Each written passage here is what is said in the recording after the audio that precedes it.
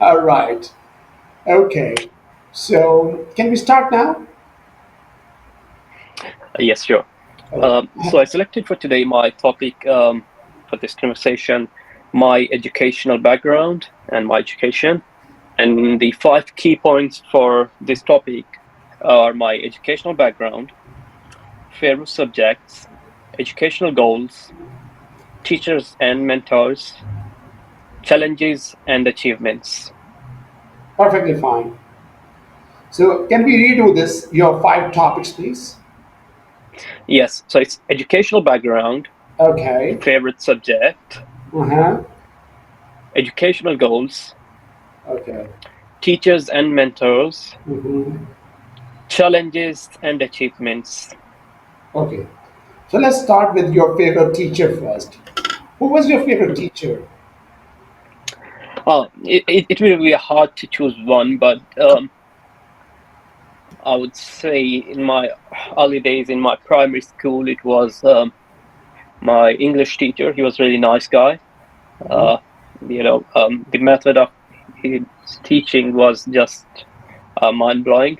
And then later on in my professional career, when I started doing different courses for technology related things, um, a guy named Neil Anderson. He's basically from America, and he do online trainings and things like that. And he got the amazing talent of explaining things in a very simple terminology, which lacks a lot in IT world. But he masters that skill set, and I really like the way he teach in a very simple terms. So a simple man like me can understand. Let me ask you the first question. What's your education? Oh, so from a degree perspective, I have a bachelor's degree in arts, but then I took a U-turn, or I would say not a U-turn, but a switch apart from that subject to a totally different field in IT. So instead of going down to and doing back, bachelor's degree in computer sciences, I instead chose different IT certifications. So I hold different uh, international recognized certifications for different technologies. For example, I hold Cisco's CCNA, which stands for Cisco Certified Network Associate, and then I also hold CCNP Enterprise, which stands for Cisco Certified Network Professional Enterprise Core Technologies, as well as I hold other some very core firewall security certifications from a very famous vendor. Actually, right now they are number two in the leaderboard for security related products, FortiGate, Fortinet. So I hold their NSE 4, which I recently passed. Pretty impressive. So it goes without saying, there's no doubt that your favorite subject is definitely relevant to the IT, as you have just mentioned. So, Indeed. is this the highest education in your country, or you have taken some education from other countries as well?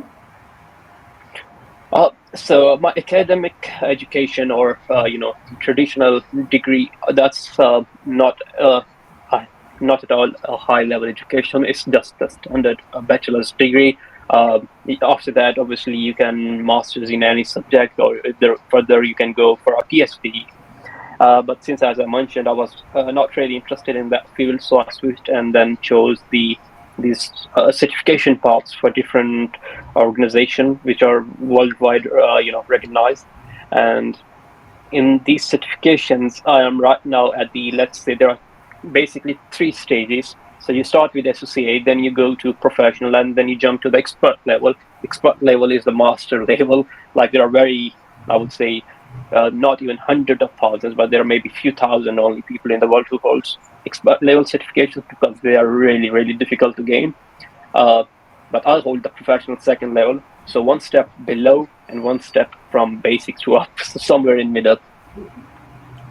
All right. So, how important education is considered from the part of world where you belong to? Uh, so it varies depending in which area of the country you are. So, for example, the area I belong from, people don't pay that much attention, sadly, to the education because the focus, the idea is behind. Well, there are few key reasons behind that. That there are a lot of people with really good degrees. They hold ACCA, British renowned exam or degree, you call it, for business and accounts, BBA, business administration, and even BCS, bachelor's in computer sciences, and they struggle to find a decent job, and they don't get paid a lot. So specifically from my area, it's not that great. But other regions of Pakistan, I would say, people really love to study hard and try to make a name for their country, and as well as try to yeah, at the end of the day, majority of the people are doing learning these subjects so they can make ends meal. But other than that, education played a big role in from our region. That as well, you're probably aware that first computer virus was developed by some Pakistani guys. Then there are a lot of other technological advancements, advanced programs right now built in Pakistan. Frankly speaking, the company where I work, um, for this company, we use one software. Obviously, I cannot name it, but that software is currently getting built in Pakistan, but they are rebranding it and then selling it into the Europe market. So there is a lot of talent and there is a lot of education in Pakistan. Um, it's debatable, is it on the international standards or not? One can argument on that or discuss or debate on that. All right. Just give me a quick minute, please. All right, so that is the end of part one, the topic part. We're now moving towards the conversation part. In the conversation part, okay, Just a quick questions before. okay, in the Sorry, conversation just a quick part, one. Uh, in the conversation part, the topic today, the first topic is your recent personal experience. So I'd like mhm, to ask you a few questions on this. mhm. So, can you share your personal experience during the last weekend? What did you do? Where did you go? You'd like to share? So during last week, I went with my little one out to the park. We had really great fun. Basically, it was first time me taking out my little one to the fairs. It was a religious. We celebrated recently a religious event, a festival, Eid, and after that Eid, for some reason, they have not installed. They visit our local parks, different organizations or different people. They set up their um, rides and stuff like that. So they installed those in one of the park which is close to my house. We went there and we spent some time together. It was a beautiful experience, I have to say. So, did you go there with your family or you went there with your friends? No, I took my little daughter there. Okay. So, how much Yeah. time were you able to spend there? I would say we spent almost 2 3 hours. Time fly by. We didn't even it was we spent good time, but it was a quality time. I have to say. So, is it the place that you love going, most of the time, or you keep on changing? It depends, as she is growing, because I like to go now with my kid, right? So it depends, obviously, as she's getting now older and older. So, um, as per her requirements, I would say, or as per her needs, sometimes I take her out for, um, entertainment or for, park. Sometimes I take her to the arcades or, small play areas near my place where I live. So it depends really on her mood and where she's more comfortable. Now, I'd like to ask you some of your experience, your recent experience, because I believe you come from Pakistan. And how was your first reaction when you landed here in the UK? Uh, Surprisingly, a lot of people ask me this question. Even my family members, but other relatives, my work colleagues. But frankly speaking, there was no shock for me. You know, uh, I was living. I have spent a fair amount of time in urban cities, so I had an idea how life will be. So there was no big surprise for me. I think life is good. Everybody is living their life. No disturbance. Do your stuff. Enjoy your life. But yes, you know, it's a good experience, but there was no surprise. I have Right. to say, as a lot of people make it up, but no, there was no real surprise. It was as expected. So I believe, of course, your language here, of course, that you're using is, of course, English. So, what language do you speak normally back in your home, and how did you Yes. find when you landed here? Was there any difficulty for you coping up with the language stuff? Not at all, not at all. The thing is, majority of my family members live in the UK, right? And basically from the childhood, and my nieces and nephews, they are born in this country, so they only speak English. They do understand our bilingual language, which is Urdu, or from basically my mother tongue, which is Patari. Uh, I'm pretty sure you will not understand that word, but it's a sub form of Urdu. I think it will be right way to explain it, but yes. So since my family members and my our family next generation is mostly speaking English, to communicate with them, I had to I adopted this language easily, so it was not a big an issue. And then second, from the educational perspective, since my background is in IT, and right now also I'm working in IT, so in IT majority of stuff is in English, so there was not um, big big gap for me, or there was not big barrier for me to communicate in English. Although there are some areas of the UK or regions from where understanding the accent is quite difficult, especially the Scottish accent. That gets sometimes tricky, but I think a lot of even native English speaker in the UK from different parts struggle to understand the Scottish accent or some other strong accents. But other than that, I think it was okay for me. So let's talk about a bit about the people and the landscape of UK. How do you find both of these?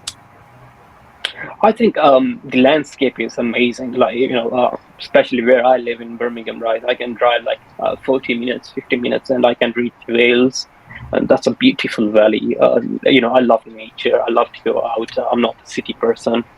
Frankly speaking, the one day when I will have enough money, I will probably move out somewhere in mountains.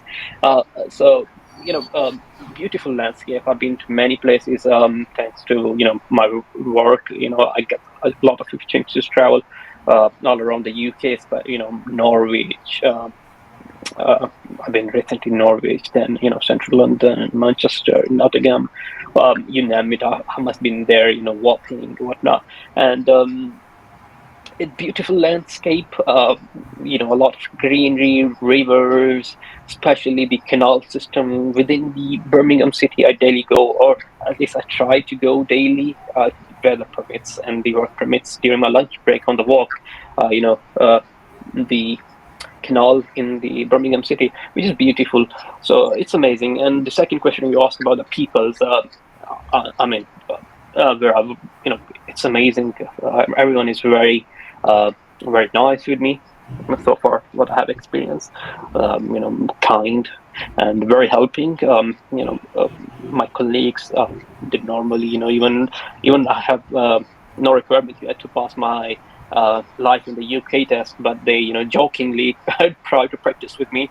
So they say, maybe if we as British citizens try to give this exam, we might fail. So let's try to, attempt it, and we play some, that type of silly games. So I find UK people really nice, but at the end of the day, five fingers are never equal. So but I find it very, very, friendly environment, and the people are really majority of people are very nice. So I had not bad experience at least. Fantastic. In your point of view, how crucial is it to know the language and the culture of a country beforehand? I think it's very crucial, especially if you are going to work in a professional environment, right? Because if you don't understand the language, there are going to be a lot of barriers to get into the you know um, corporate culture. You know that goes hand to hand with the understanding of the culture, and as well as the language barriers, right? If you have language barrier, you will obviously struggle. Your skill set definitely going to have, there's no doubt, right? But language needs to be there, and I think that's really important. Plus the understanding. I would not say you need to understand the UK's culture really deep inside. I mean, if you know, that's good enough, but you should know the basics of it. Things like British festive events, what people like to celebrate here in the UK and things like that, and their values and things like that. So yeah, it's really important. Right, thank you. I'd like you to please ask at least a question from me on the same topic. Um, can you repeat the topic, please? Sorry, Recent because experience, personal experiences. no, no, sorry. We swiveled along Yeah, that's okay. different. We got lost somewhere in that conversation, so I totally I missed that. Apologies for that. Um, would you like to share your any recent experience, which would be you would be like, wow, that was an amazing experience, and you cannot you would be like, I must need to share this experience with someone. Some crazy you said experience? I would say not crazy, but something which you like. Oh man, I have to share this one.